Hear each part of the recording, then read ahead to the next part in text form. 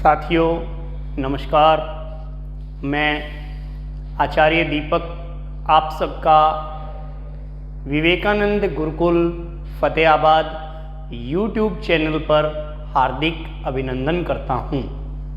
मित्रों, हम हिंदी व्याकरण में अपना चैप्टर संधि विषय पढ़ रहे हैं और जो संधि है, संधि का मतलब होता है जोड़ना और एक होता है शब्द संधि विच्छेद, यानी शब्द को अलग करना। तो इस प्रकार से हम आज करेंगे वृद्धि संधि। आज क्या करेंगे? वृद्धि संधि। तो वृद्धि संधि में क्या होता है प्यारे विद्यार्थियों? वृद्धि संधि में होता है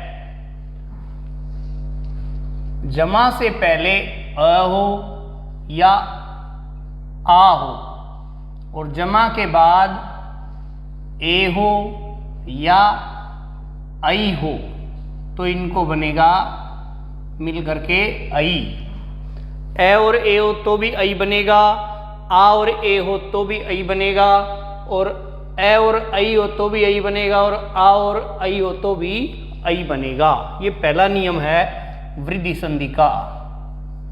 दूसरा नियम, जमा से पहले अ और आ ही रहेगा, अ और आ ही रहेगा, और जमा के बाद आपको ओ मिल जाए या औ मिल जाए तो औ हो जाएगा।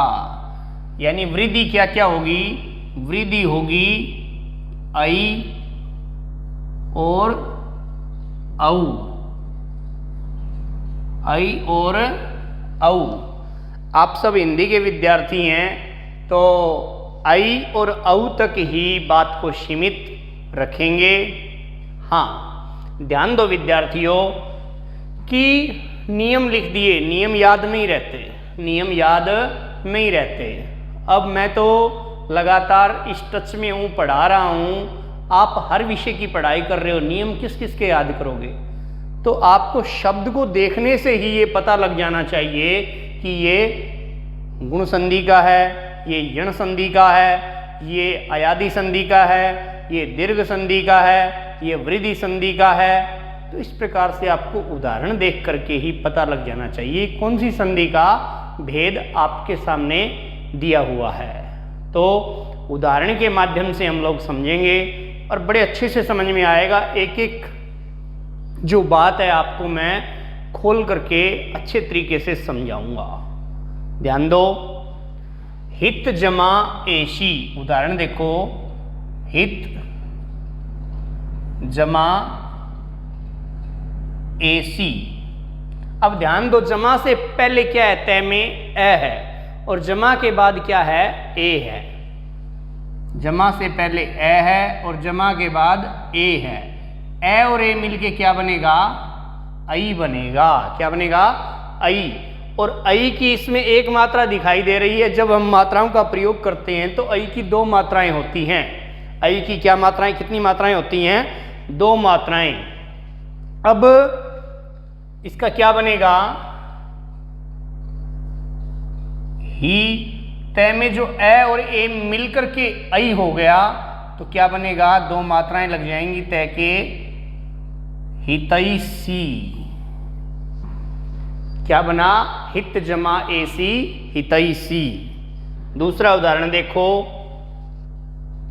एक जमा एक। जमा से पूर्व पहले, पूर्व क्या होता है? पहले, और पर क्या होता है? बाद में। तो पूर्व कै में क्या है? अ। क्या है? अ। और जमा के बाद क्या है? ए और ए मिलके क्या बनेगा? आई। तो क्या बन जाएगा? एकैक। क्या बनेगा? एकैक। आया समझ में? इस प्रकार से एक उदाहरण, धन प्लस ऐश्वर्य। धन प्लस ऐश्वर्य। अब धन जो जमा से पहले न में क्या है? अ। न में क्या है? अ। और जमा के बाद क्या है, आई। अब नियम में ध्यान दो, जमा से पहले ए मिल जाए चाहे आ मिल जाए, ये एक ही जाति के वर्ण हैं, और जमा के बाद ए मिल जाए चाहे आई मिल जाए, ये एक ही जाति के वर्ण हैं। तो ए और आई को मिलके क्या हो जाएगा, आई। क्या बनेगा, धनैश्वर्य। क्या बनेगा, धनैश्वर्य। अगला कोई उदाहरण लेते हैं। सदा जमा एव, सदा जमा एव। जमा से पहले क्या है, आ, और जमा के बाद क्या है, ए। तो आ और ए मिलके क्या बनेगा बच्चों, आई। क्या बनेगा, आई। तो इसको कैसे लिखेंगे, सदैव। कैसे लिखेंगे, सदैव। जो पहला नियम है हमने 4 उदाहरणों के माध्यम से इसको किया है। आप इसका स्क्रीनशॉट ले सकते हैं। दूसरे नियम के हम उदाहरण करते हैं।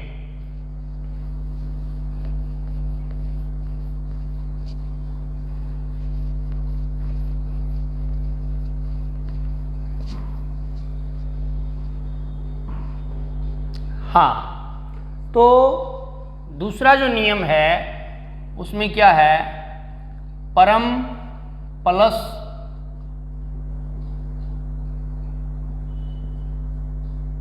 ओजस्वी। परम प्लस ओजस्वी। अब जमा से पहले क्या है, अ। जमा से पहले क्या है, अ, और जमा के बाद क्या है, ओ। तो अ और ओ को मिलकर के, अ और ओ को मिलके क्या बनेगा, औ बनेगा। क्या बनेगा, औ। ए और ओ को मिलके क्या बनेगा, औ बनेगा। तो क्या होगा,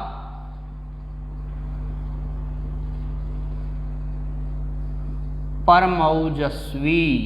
परमौजस्वी। दूसरा उदाहरण, प्र प्लस औद्योगिकी। औद्योगिकी। प्र प्लस औद्योगिकी। अब क्या है, जमा से पहले प्र। प्र में क्या है, जब प्र का वर्ण विच्छेद करते हैं तो ऐसे होता है, ध्यान करो, प र अ।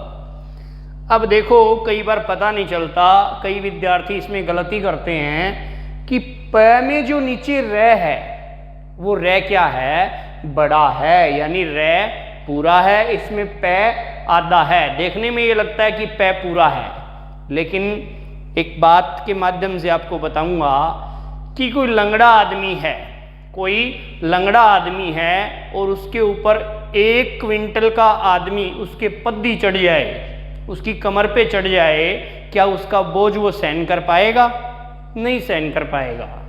तो वैसी ही बात है कि लंगड़ा आदमी नीचे काम नहीं देता, तो लंगड़ा आदमी ऊपर रहता है, नीचे तो 100 किलो जिसका वेट है और अच्छा तकड़ा हष्ट पुष्ट है वही काम देता है। तो इसलिए जो पूरा जो हष्ट पुष्ट है यानी रे पूरा है, उसके ऊपर ये लंगड़ा आदमी यानी पै क्या है, लंगड़ा है, हलंत है, ये रे के ऊपर पै चढ़ा हुआ है। तो ध्यान देंगे कि जो प्र में जो प है वो क्या है, आधा है, और रे पूरा है। प्लस औद्योगिकी। औद्योगिकी।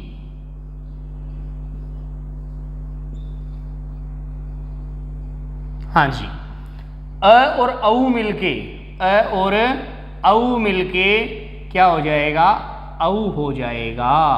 क्या हो जाएगा, औ। तो क्या बनेगा जब इसको जोड़ेंगे,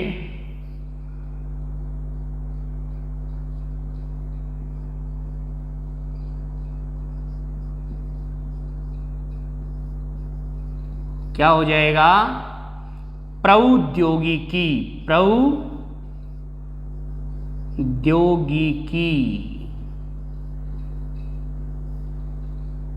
इस प्रकार से बनेगा प्रौद्योगिकी। ध्यान दें, जल प्लस ओघ, जल प्लस ओघ। अब जल में जो लय है उसमें क्या है, लय में ए है और जमा के बाद क्या है, ओ है। तो अ और ओ मिलके क्या हो जाता है, औ हो जाता है। तो क्या बनेगा, ए प्लस ओ क्या बनेगा, औ, और क्या बन जाएगा, जलौघ। ओघ माने होता है प्रवाह। क्या होता है, प्रवाह।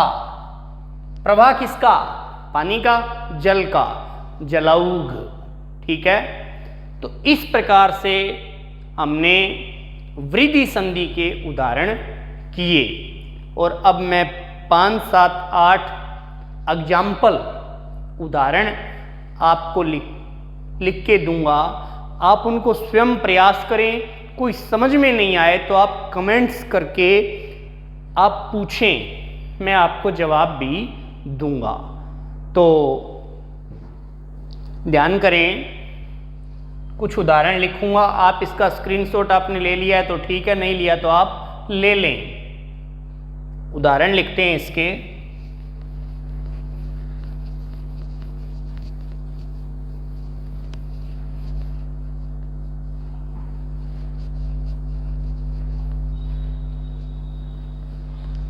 हाँ जी, उदाहरण लिखते हैं।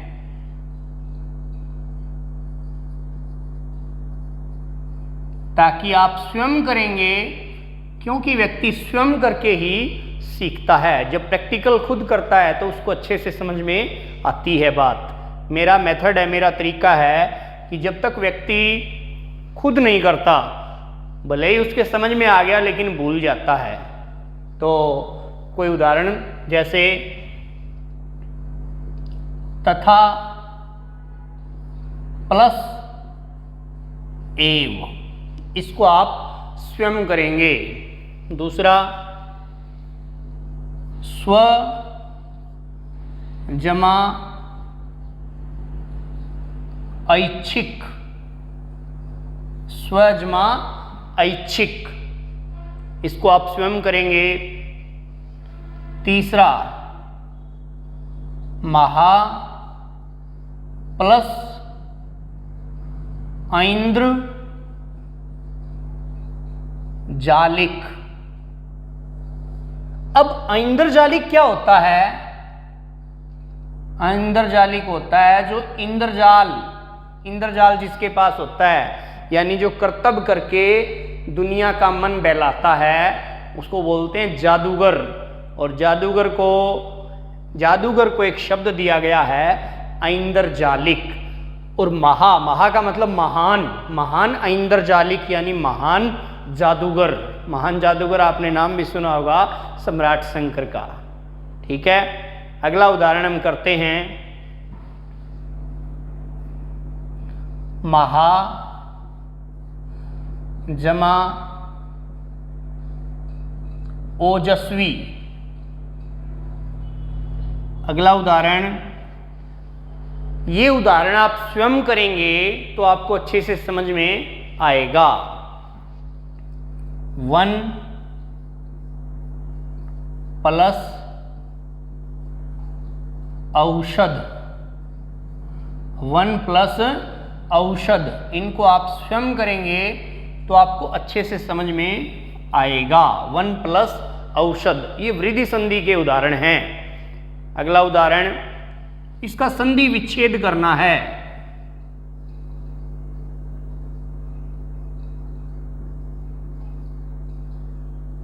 लोकैश्वर्य।